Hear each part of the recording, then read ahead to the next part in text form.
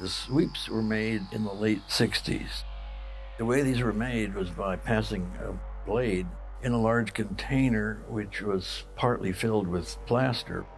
It's a process that's used a lot industrially. It's used for making boats and for making any number of useful things in small volumes. The largest piece in this series that I made was called the Rainbow Sweep. Its scale is roughly 7 feet across, so that meant that a mold of that size had to be made, and then the fiberglass piece was laid up in that mold. The operation basically boils down to finishing a form that's approximately what you want it to be, but there's likely to be imperfections. And so a period of finishing is done, and then this period of painting, which is probably my favorite part of the whole thing.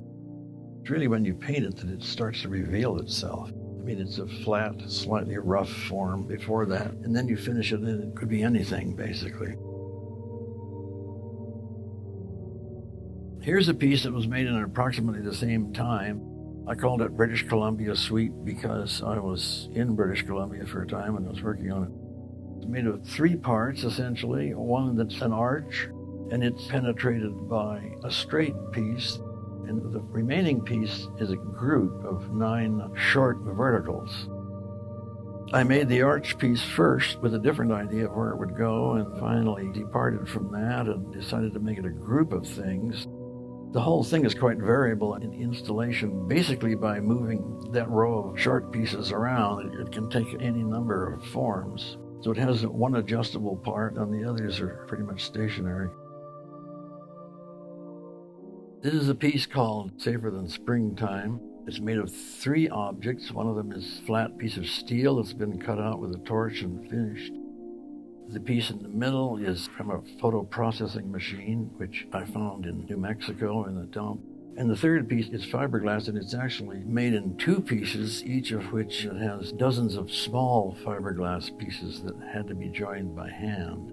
And almost miraculously, after all these years, they are all still on there. It's a 3-part piece that is pretty obviously about the relationship between the 3 forms, which are each quite different from the others.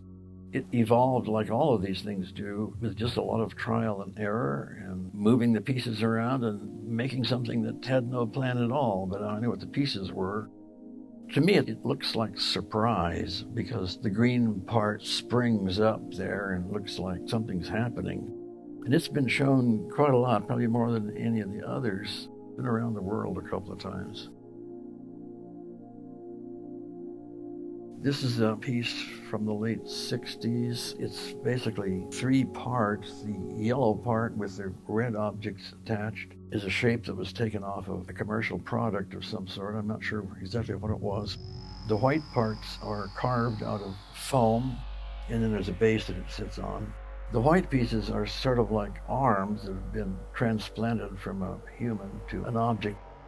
And I see it as a person. I sort of saw the red and yellow pieces as food, as a kind of chunks of meat, basically. I made a series of sculptures called the Pico Series. Pico being the name of the street where my studio was in Santa Monica.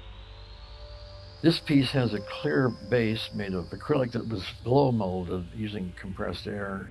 We took it to a fabricating place that had a heater big enough to put the thing in it, make it into a very soft, malleable material, and then subjecting it to a compressed air that made the shape that you see.